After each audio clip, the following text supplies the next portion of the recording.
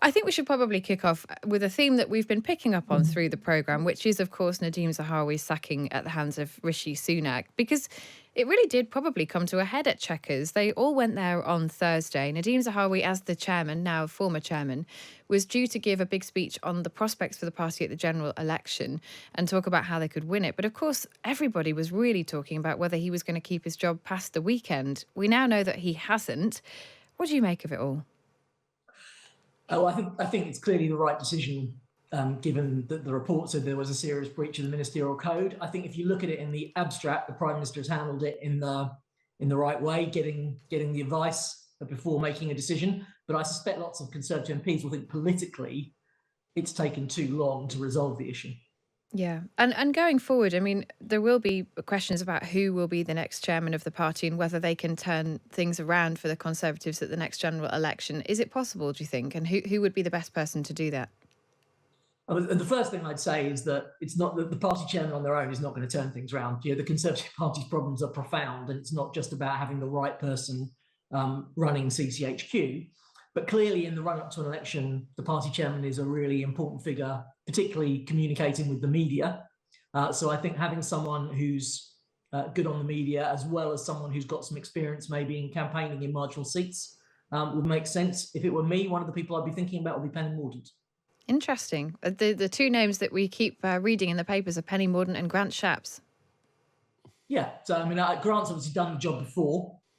But I think Penny would be an interest. My view is when you look back at Rishi Sunak's cabinet when he put it together after becoming Prime Minister, I felt Penny didn't really get a role big enough to suit her talents. So this would give her a much more front of centre role in the run up to the election. Well, I think she's probably the best choice. There was some controversy at the time, I think, about her briefing that she wanted to be Defence Secretary at the time of the last reshuffle. So we will wait and see. We will find out, of course, shortly. But I'd like to get your... Although I should say, Downing Street said not today. We've got to wait till next week. There you go. That's something to look forward to. But Gavin Barwell, away days. Now, for most people, this will sound a bit strange, but politicians all decamping to go and talk to one another about different issues, this time at Chequers, but there've been some pretty funny ones in the past. I heard William Hague talking about one where everybody, I think it was the whole Conservative Party, and they were all told to turn up in normal clothes, which caused some concern, I think it was fair to say, about what people should dress themselves in. Are they worth the effort, do you think? I think it depends if they're just a sort of PR exercise where you're just going to have a meeting in a different part of the country, but it's basically the same agenda, or whether actually there's a thorny issue that you need to resolve, and having a bit of time away from SW1 to really focus on that issue can have merit. So I expect you're going to come on and ask me about it in a second, but obviously there was a very famous one in Theresa's time when I was there trying to resolve what future relationship the UK wanted with the EU after we'd left. Yes, I am going to come and ask you about it, because I'm going to ask you about about the sort of moments when you thought, what am I doing here? I mean, what was the worst or the most sort of throw your hands up in the air moment for you of that particular away day? Actually, on the day itself, it felt incredibly positive because we got to an agreement on something, and the mood at the end of the evening was almost celebratory. These cabinet ministers had spent months being unable to agree on any way forward, and it kind of felt we got there. And it only unravelled over the weekend afterwards when David Davis resigned. And if David hadn't stood down, I don't think Boris Johnson would have resigned.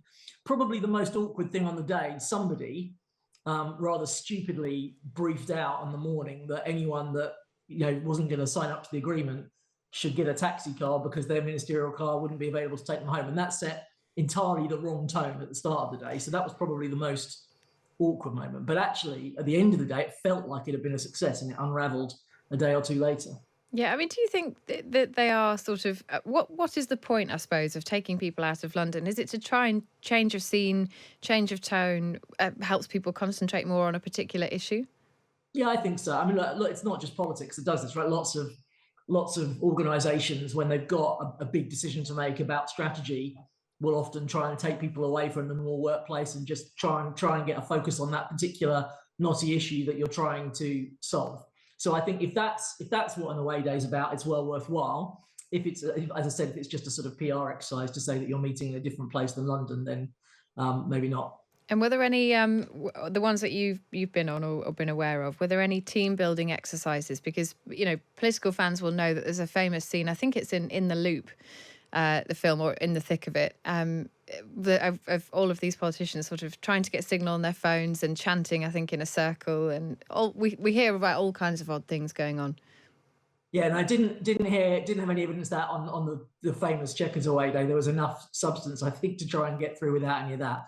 But I can remember in David Cameron's time when he was Prime Minister, we had several sort of whole parliamentary party away days. One of which in the evening had a hilarious sort of episode of Just a Minute with a few backbench MPs taking part. So certainly a few issues like that with some of those parliamentary party away days. And do you all go out at the end of them? Because we all, journalists, get obsessed about what politicians eat at these things, and we try and read into the different foods that are served and the different wines that are drunk. Yeah, I'm always amazed whenever you had like a foreign head of state visit or anything like that. I was always amazed at the sort of press office readout about what people had eaten and drunk, as if anyone would really care too much about that. But no, the particular Chequers one, there was a very celebratory dinner where people were toasting and proposing they were going to write joint articles together to sell the deal. There was a real mood of sort of relief and elation in the air. But as I said, sadly, from Theresa and my point of view, it didn't last. Sometimes, as you say, when you get the whole parliamentary party, and this goes as much for Labour and the Liberal Democrats as it does for the Conservatives, we hear that they're kind of special guests who come along to give everyone a bit of a boost, who are invited in. William Hague apparently performed the role this week. What special guests have you experienced at these events?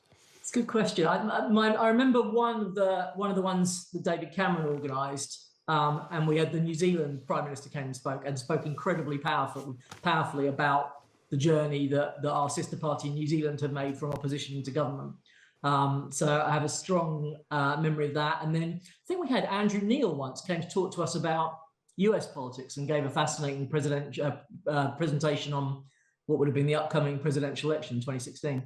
I've got to confess, actually, way back in the midst of time, I've actually been as a guest to both Conservative and Labour away days talking about the media. I remember at the Tory party, I did a sort of joint session with Andrew Pearce of the Mail. I mean, it was interesting for me. I just wonder how interesting it was for the MPs.